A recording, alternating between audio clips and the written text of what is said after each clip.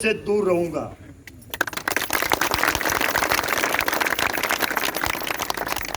मैंने मैनिफेस्टो जारी किया, घोषणा पत्र जारी किया था, तो कुछ साथियों ने मुझे कहा कि आपने जो ये घोषणा पत्र जारी किया है, हमें विश्वास है कि आप इसको पूरा कर देंगे, लेकिन एक कमी छोड़ दिया आपने इसमें। मैंने कहा क्या कमी भाई? वो बोले आपने गौशाला के इसके अंदर जिक्र नहीं किया, ऐसा मुझे कहा गया। जो मेरे शुभ चिंतक थे वो बोले मनदीप जी आपने घोषणा पत्र जारी किया है, अगर आप गौशाला का और लिख देते तो आपको और ज्यादा लाभ होता। तो मैंने कहा लिखने को तो मैं इसमें एयरपोर्ट बनवाने की भी लिख सकता था, लेकिन मुझे गौशाला के ऊपर पॉलिटिक्स नहीं करनी है, मुझे गौशाला में सेवा करनी है। सेवा करने के बाद पहले चरण मेरे आज प्रातः भोर में आप सबको लेकर के सबसे पहले मैं महाराज जी के चरणों में आया हूं। यह इस बात का सबूत है कि हम बाबा गुरु गोरखनाथ जी की इस पावन धरा, जहां बाबा गुरु गोरखनाथ जी ने तपस्या की और गुरु गोरक्षनाथ जी के नाम पर गोरखपुर का नाम चलता है, तो आप सबको मैं बधाई देते हुए कि आपने जो अब की बार इतना आशीर्वाद दे करके मुझ जैसे गली कूचे के एक छोटे से बालक के ऊपर इतना आशीर्वाद दिया है, मैं आपको धोखा नहीं दूंगा, आपके लिए एक खास बनाने का काम करूंगा। मुझे दोनों हाथ खड़े करके विश्वास दिलाओ, मेरे साथ खड़े हो ना भाई। बैठी रहो, बस हाथ खड़े कर। हां भाई मैं तो खड़ी हूं। सुनिए, रही बात कार्यों की, दोस्तों, नौजवान साथियों, बुजुर्गों, माताओं, बहनों, और की रही बात विकास के कार्यों की, किसी की बात तो सुना कर। गांव राम होता है, इसीलिए गांव राम बोला जाता है। गांव राम से पूछ करके गांव के जो सार्वजनिक फैसले और गांव के जो सार्वजनिक कार्य होंगे बड़ी सूझबूझ के साथ, बड़ी अच्छी तरीके से, प्यार से, प्रेम से बैठ करके हम सब मिल करके आपकी सेवा में हाजिर रहेंगे। किसी भी प्रकार की सामंतवाद आपको देखने को नहीं मिलेगा। आपको किसी भी प्रकार का सामंतवाद नहीं मिलेगा, किसी भी प्रकार का सामंतवाद नजर नहीं आएगा। आप मेरे ऊपर विश्वास रखना, पूरा विश्वास रखना, किसी भी प्रकार का भ्रष्टाचार आपको देखने को नहीं मिलेगा विकास के कार्यों में, ये मैं वादा करता हूं। गौशाला को लेकर के देखो, मंदिर के अंदर तो सरकारी ग्रांट नहीं लग सकता। मैं क्या जो मैं मंदिर बनवा दूंगा, नहीं। वो मंदिर के अंदर जो ग्रांट लगता है वो दान का लगता है। हाँ, गौशाला के अंदर लग सकता है। गौशाला के अंदर अभी मुझे ध्यान में लाया गया, देखो कुछ तो कार्य क्षेत्र सरपंच का होता है, लेकिन मैं आपको वादा करता हूं सरपंच के कार्य क्षेत्र से बाहर के भी जो कोई काम अगर आप मुझे जिम्मेवारी लगाओगे, उन कामों में भी आपके कमी नहीं आने दूंगा, ये मैं वचन देता हूं।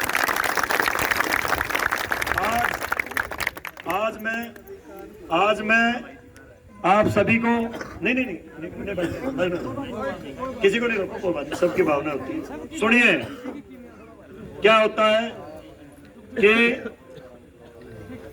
सुनिए, गौ माता की सेवा करने के लिए मैं कोई लंबा भाषण नहीं देना चाहूंगा। मैं सिर्फ जो इन भाइयों ने मेरी ड्यूटी लगाई है, मैंने आपसे चुनाव से पहले वादा नहीं करा था ना, नहीं करा था मैंने।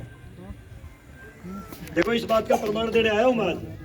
मैं कोई वादा करके चुनाव नहीं लड़ा था, मैं गौशाला के लिए कर दूंगा, इनको लालच दिया हो मैंने। भाई मैंने लालच दे रहा हूँ और मेरा सपोर्ट करियो और मेरा सरपंच बनाइयो ना। मैंने इनसे कोई वादा नहीं करा था, क्योंकि गौशाला के अंदर पॉलिटिक्स करने की जरूरत नहीं। गौशाला के अंदर तो सच्ची आत्मा से आकर के सेवा करने की जरूरत है। उसी सेवा के नाते मैं आज घोषणा करता हूं। एक तो इन भाइयों ने मुझे संज्ञान में लाया कि जो गौ वंश है, यहाँ जितनी भी गऊ हैं, लगभग कितनी गऊ है, 1200-1300 गऊ हैं। गऊ को माता कहते हैं ना, तो गऊ को माता कहते हैं, तो ये हम सब की जिम्मेदारी है कि गऊ एक पशु नहीं है, वो हमारे हिंदू सनातन संस्कृति में एक बहुत उच्च कोटि पर हमने उसको रखा है, माँ का दर्जा दिया है। मैं गौ माता के लिए ज़्यादा तो नहीं कर सकता, लेकिन मैं एक घोषणा करके जाता हूँ।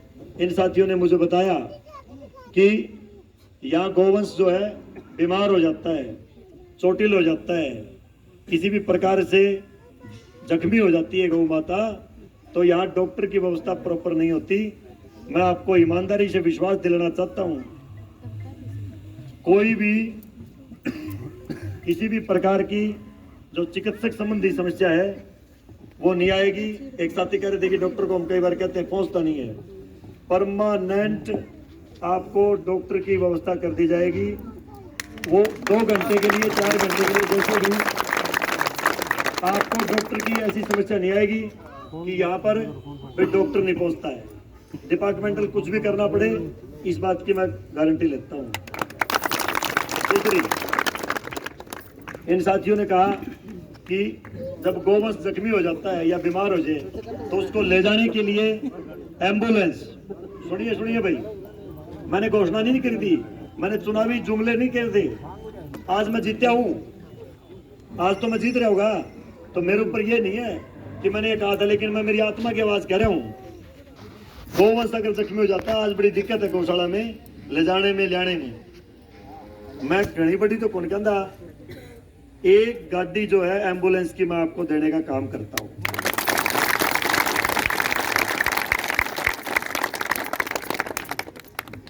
मैं बड़ी सोच समझ के और बड़ी तर्क से बात रखता हूं। कभी ना तो मैं हवा में बात करता, अगर मैं हवा में बात करता तो इस इलेक्शन में मैं हवाई हो जाता। मैं हवाई बातें नहीं करता, जितनी मैं कर सकता हूं उतनी उठूंगा। दो चीजें जब हो जाएगी तो काफी ठीक होगा। इसके बाद रही बात, ये कह रहे थे कि चारे की कमी है। चारे की कमी पूरी करने के लिए बहुत से साथी, जब मैं इलेक्शन लड़ रहा था तो मेरे साथ हर बिरादरी के साथी जो है बहुत मेहनत के साथ लगे हुए थे। बोले मनदीप अब की बार तो तेरे को गांव की जिम्मेदारी देंगे ही। मैं बहुत बढ़िया। तो सारे भाई बाबा गुरुनाथ के धुने में आकर के दिल्ली दीवा लावे, और यहाँ कई साथियों ने घोषणाएं भी करी थी कि मनदीप अगर सरपंच बनेगा तो हम जो है चारे की व्यवस्था करेंगे। इनमें से जो साथी है वो यहाँ उपस्थित है क्या? कोई मंजीत वर्मा है यहाँ, मंजीत वर्मा खड़े हों। ये हमारे बहुत ही जुझारू साथी रहे। मंजीत जी, आपकी तरफ से जो आप कह रहे थे, हाँ, कितना 51,000 रुपये मंजीत जी मेरे को कह रहे थे। 51,000 रुपये भाई मंजीत जो है इसमें तूड़ी की व्यवस्था के लिए दे रहे हैं। बहुत इसमें